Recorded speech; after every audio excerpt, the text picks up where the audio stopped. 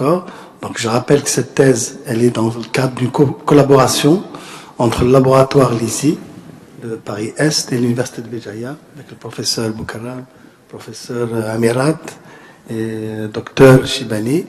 Donc c'est un bel exemple de réussite d'une collaboration. Donc j'encourage les autres collègues à suivre la même voie. Donc je voudrais te féliciter pour la qualité de ton manuscrit et la qualité des travaux que tu as réalisés. Donc vraiment bravo. La présentation elle a été de niveau. Ta publication elle est d'un très haut niveau aussi. C'est vrai qu'il faut des conférences et tout ça, mais peut-être tu as privilégié un petit peu les stages au lieu de privilégier les congés scientifiques. C'est un peu, je comprends un peu ton approche. Tu as fait des raccourcis pour soutenir une thèse dans les délais. En tout cas, bravo pour cette qualité. Bon, je voudrais apporter quelques petites, pour animer un peu le débat, juste quelques petites questions pour comprendre un peu ton travail. Bon, d'abord, pour la complexité, donc j'ai beaucoup apprécié, tu as essayé de calculer la complexité et tout ça. En page 95, je crois, là où tu as fait le... Voilà. En fait, tu peux simplifier un peu ta complexité parce que M, le nombre de classes, c'est ça? M, c'est le nombre de classes, exact, oui. Est beaucoup plus petit que le nombre de services. Oui. Donc, en fait, ta complexité là-bas, en phase 1, elle est de haut de n carré. D'accord? Bon, la même chose pour ramener un petit peu. Donc, au fait, par rapport à ce que tu as comparé, il y a vraiment une amélioration en termes de complexité.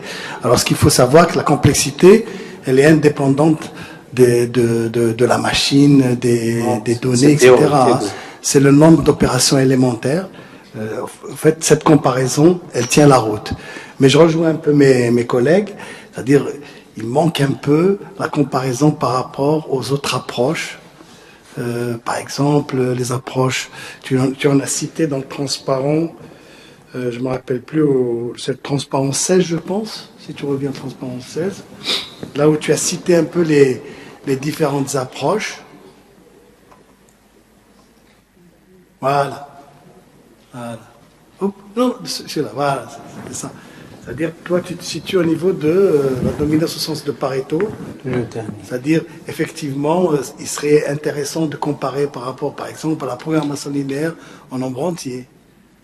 Par exemple, au fait, dans la nature de ton modèle, il est multi-objectif. Parce que tu as considéré 2 objectifs. Et tu les as. Pourquoi tu as choisi de les considérer d'une façon séquentielle, justement? C'est ça ma question. C'est-à-dire, tu traites d'abord la qualité de service, ensuite tu traites tout ce qui est l'énergie. Alors pourquoi pas une approche intégrée, exactement. D'accord, donc ici on a commencé par d'abord satisfaire le besoin de l'utilisateur en termes de qualité. C'est pourquoi on a traité la qualité en premier, ça c'est d'une part. Donc on traite la qualité en premier pour avoir un service qui répond déjà aux besoins, ça c'est un. Puis on essaye parmi donc l'ensemble des services qui peuvent répondre aux besoins de l'utilisateur de choisir celui qui minimise la qualité, qui minimise la consommation énergétique. Oui, tout à fait. Mais pourquoi on n'intègre pas les 2 objectifs en même temps? Et je sors avec un modèle à 2 objectifs, multi-objectifs, puisque tu parles de Pareto, dominance Pareto. Oui. Donc, il vaut mieux une approche intégrée, comme l'a suggéré le professeur Boufeïda, une approche intégrée, un modèle mathématique. Il ne faut pas avoir peur des modèles mathématiques parce que tu as fait le travail de modélisation. Je parle pour la suite. C'est-à-dire un modèle intégré où on intègre les 2 objectifs, plus les contraintes, les différentes contraintes de ton modèle, et c'est un problème qui appartient à la classe NP difficile. À ce moment-là, on va essayer de le résoudre par des approches, par des méthodes approchées. Donc ici, il n'y a pas que 2 objectifs. Donc il y a l'objectif de la dimension énergétique. Après, la qualité de service, elle est composée de plusieurs objectifs. Ah, d'accord. Donc nous, on a modélisé la première partie, la qualité déjà, il y a plusieurs objectifs. Et comme dans le contexte des environnements ubiquitaires intelligents ambiants, donc l'utilisateur a toujours des préférences. Vis-à-vis de ses paramètres de qualité de service. Et ces préférences... C'est ça le problème, parce que ces préférences, parce que tu donnes un poids aux différents attributs. Oui. Et imagine par exemple que l'utilisateur se trompe. Au lieu de donner, parce que forcément la qualité de ta sélection dépend des poids que tu donnes aux différents attributs.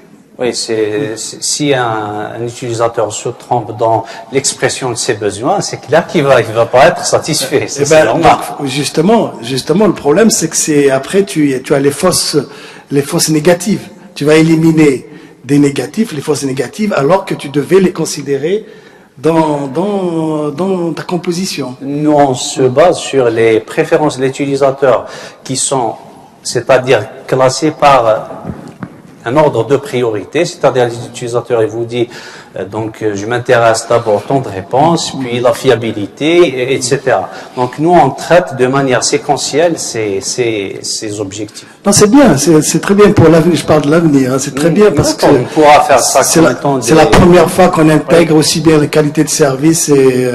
oui, c'est beaucoup plus ça. Voilà. Et autre chose, c'est le passage à l'échelle, le concept du passage à l'échelle, parce que les simulations, on est allé jusqu'à 10 000 services, donc c'est ce qui est énorme en termes de... mon autre question, c'est porte sur... comment on appelle ça? Qu'est-ce que j'allais dire? Oui. Une question un petit peu philosophique. Hein. Est-ce que la composition basée sur les spécifications non fonctionnelles, est-ce que c'est suffisant pour sortir avec un plan de composition? Est-ce que se limiter aux spécifications non fonctionnelles, est-ce que c'est suffisant pour assurer un bon plan de composition?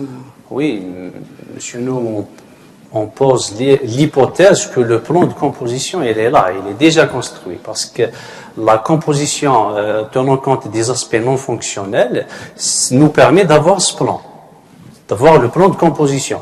Une fois qu'on a le plan de composition qui est abstrait, donc on passe à l'instanciation, à l'exécution du service composite. Et pour chaque service abstrait, il nous faut un service concret qui va l'exécuter. Donc là, on suppose que l'ordre d'exécution des services, qui est le plan, il est disponible. On se focalise sur la sélection. Quel service on doit choisir pour l'exécution? D'accord. Au fait, la réponse c'est long, hein, parce que on a besoin aussi des spécifications fonctionnelles. Oui. Donc il faut une approche en fait globale. D'accord.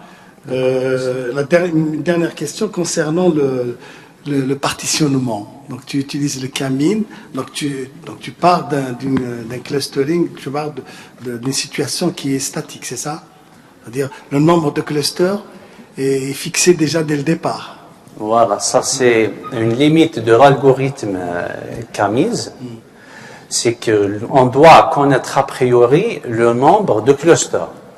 Voilà, ce qu'on projette de faire à l'avenir est d'utiliser les chaînes de Markov cachées, par exemple. Oui, les chaînes de Markov cachées, les modèles de mélange gaussien. Il y a aussi un algorithme tout simple qui est le X-means. Il permet de déterminer le nombre de clusters de manière automatique.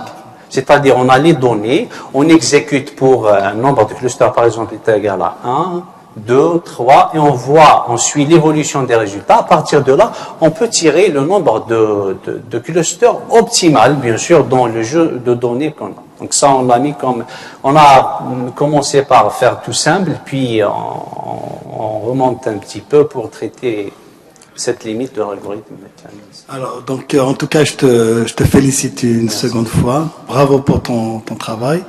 Alors, je vais donner la parole à Dr. Shibani.